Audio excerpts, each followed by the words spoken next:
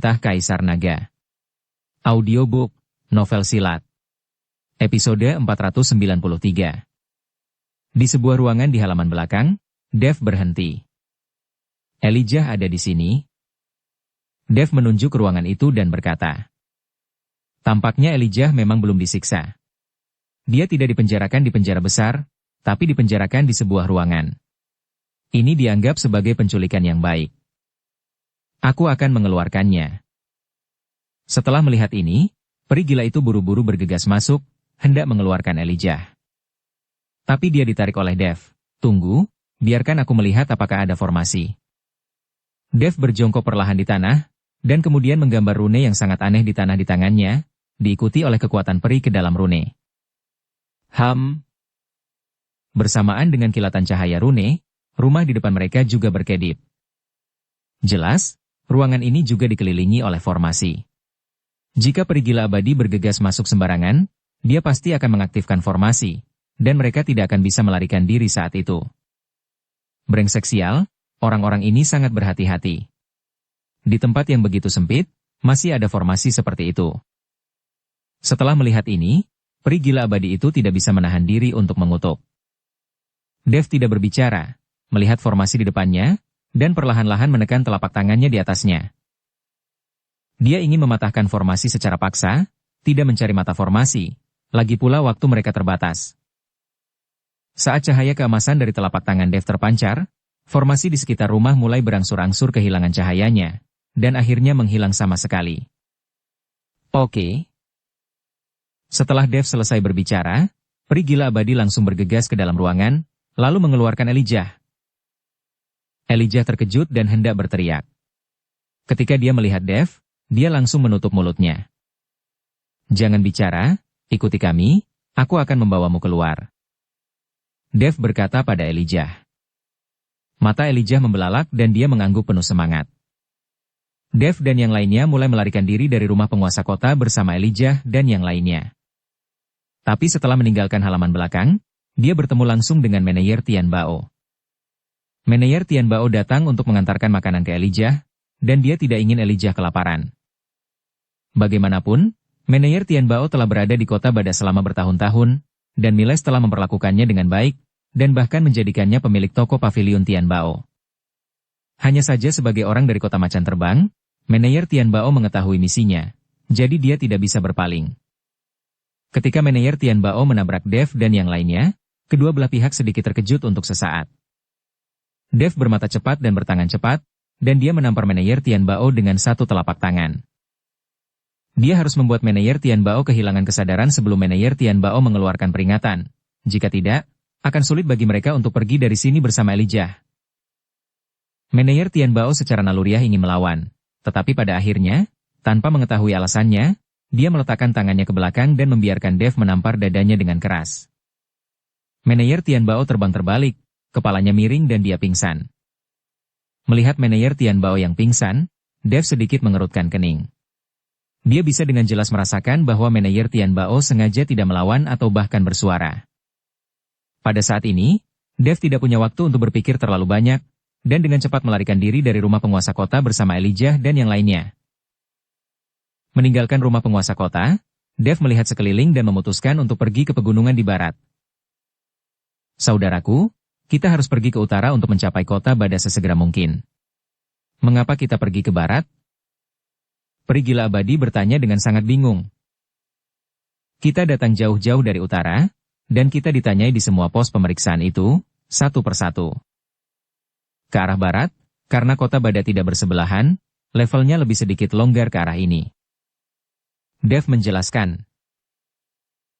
Faktanya, ketika Dev pergi ke barat, dia juga ingin melihat di atas pegunungan untuk melihat siapa yang berada di kota kecil di pegunungan itu, dan dia menebak apakah itu benar atau tidak. Tapi ketika Dev dan yang lainnya meninggalkan rumah penguasa kota dan menuju pegunungan ke barat, alarm melengking tiba-tiba terdengar di seluruh rumah penguasa kota. Sosok-sosok naik ke langit dari rumah penguasa kota, dan sejumlah besar tentara mulai mencari Dev dan yang lainnya. Beritahu semua kota untuk menjaga gerbang kota dengan ketat dan jangan biarkan beberapa orang di kota Bada melarikan diri. Chandler menatap Meneyer Tian Bao, yang telah pingsan karena koma, dan meraung keras. Dia tidak menyangka Dev dan yang lainnya akan berani menyelamatkan Elijah di wilayah mereka sendiri. Bahkan jika mereka melarikan diri dari rumah penguasa kota, mustahil bagi mereka untuk melarikan diri dari seluruh kota macan terbang. Dengan lusinan kota, besar dan kecil, mereka pasti tidak dapat melarikan diri. Mendengarkan alarm melengking, Dev tahu bahwa mereka telah terungkap, dan pihak lain telah menyadari bahwa Elijah telah diselamatkan. Kita harus mempercepat. Dev berkata. Peri gila abadi menggendong Elijah, dan mereka berempat berlari ke arah barat dengan cepat di bawah cahaya bintang-bintang di malam hari. Dev melihat bintang-bintang di langit, yang masing-masing sangat terang. Dev tahu bahwa bintang-bintang yang dia lihat sekarang seharusnya adalah ribuan dunia, dan bumi di dunia sekuler juga harusnya menjadi salah satunya. Dev dan yang lainnya berlari semakin cepat, dan tidak berani terbang di langit, karena jika terbang kemungkinan untuk ditemukan terlalu besar. Setelah meninggalkan rumah penguasa kota, ada dataran besar di luar, dan tidak ada tempat untuk bersembunyi. Tapi untungnya, ada jarak ratusan mil antara kota-kota, yang memberi kelonggaran bagi Dev dan yang lainnya. Jika sebuah kota berada di sebelah sebuah kota, Dev dan yang lainnya ingin bergegas keluar, dia khawatir itu akan sulit. Dengan perjalanan ratusan mil, Dev dan yang lainnya bisa bergegas dalam waktu kurang dari 1 jam. Ketika dia datang ke sebuah kota, para penjaga yang menjaga kota hendak menanyai Dev dan yang lainnya. Tetapi Dev langsung menyerang. Sikat. Dengan lambaian pedang pembunuh naga, cahaya pedang yang tak terhitung jumlahnya jatuh ke gerbang kota seperti meteor. Para penjaga yang menjaga kota tidak punya waktu untuk berteriak, dan mereka semua mati di bawah pedang Dev. Apa yang diinginkan Dev adalah efek ini, serangan cepat, dan tidak membuat orang lain tahu. Jika Chandler tahu bahwa mereka datang ke arah barat, dia pasti akan mengirim sejumlah besar pemburu. Ayo pergi. Setelah Dev menebas penjaga gerbang kota dengan pedang, dia melompat tanpa ragu-ragu dan terbang melintasi kota. Dengan cara ini, Dev terus membunuh para penjaga gerbang kota di depannya, sementara peri gila abadi dan Tobiason melindungi Elijah. Beberapa kota dilewati berturut-turut, dan pada saat ini, langit berangsur-angsur terang. Melihat pegunungan yang semakin dekat, hati Dev menjadi semakin gugup. Sekarang subuh, dan dia yakin Chandler sudah tahu arah pelarian mereka. Diperkirakan di belakang mereka sekarang, ada banyak pemburu yang datang ke arah mereka. Saya tidak tahu berapa banyak kota yang masih ada di depan. Tobiason mengerutkan kening sedikit. Apapun, kamu bisa membobol sebanyak yang kamu mau, bagaimanapun, kita telah melewati begitu banyak kota. Kota macan terbang ini juga merupakan kota utama dengan kekuatan tinggi, dan kota-kota lainnya adalah sampah. Kata peri gila abadi itu. Lagi pula, malam ini, Dev menyelesaikannya dengan satu pedang, tidak pernah menyeret lumpur dan air, membuat peri gila abadi itu berpikir bahwa kota-kota lain di kota macan terbang semuanya adalah kekuatan sampah. Jangan menebak sembarangan, ayo pergi. Dev mengatakan sesuatu, dan mereka berempat melanjutkan. Namun segera, kota lain terlihat di depannya, dan kota ini jelas jauh lebih besar. Meskipun tidak sebesar kota utama, lebih besar dari kota-kota lain. Yang paling penting adalah gerbang kota tertutup rapat, dan ada kabut abu-abu kecoklatan di sekitarnya, sehingga tidak mungkin untuk melihat gerbang kota dengan jelas. Seluruh kota diselimuti kabut ini, dan bahkan jika Dev terbang ke udara, akan sulit untuk melihat pemandangan di kota. Dev mencoba menjelajah dengan kesadaran ilahi, dan menemukan bahwa kabut itu sebenarnya memiliki kemampuan untuk menghalangi kesadaran ilahi. Jelas, seseorang dengan sengaja melakukannya, untuk mencegah orang mengetahui pemandangan di kota, dengan sengaja menutupinya.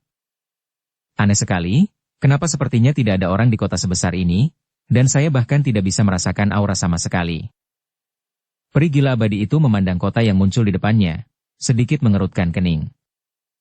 Itu karena seseorang telah sengaja menutupi suasana di kota. Tampaknya di seluruh kota macan terbang, kota ini dianggap lebih penting.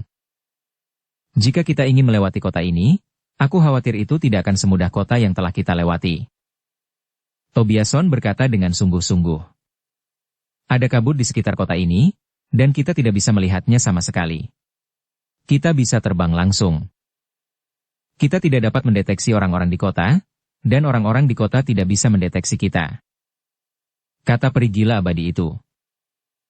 Kita tidak bisa lewat. Kabut ini terbentuk oleh formasi yang sangat besar. Bahkan jika kita terbang ke atas, kita tetap akan ketahuan. Sekarang kita hanya bisa mengambil satu langkah pada satu waktu. Pertama, dia akan mematahkan formasi besar kota ini. Kalau tidak, kita akan sangat pasif. Dukung channel Novel Silat dengan subscribe, follow, like, komen dan share. Dev memutuskan untuk menghancurkan formasi kota di depannya terlebih dahulu. Jika tidak, mereka tidak akan mengetahui situasi di kota tersebut, tetapi pihak lain mengetahui mereka dengan baik. Dengan cara ini, itu akan menjadi sangat pasif. Ketika Dev dan yang lainnya datang ke kota, tidak ada yang menjaga gerbang kota.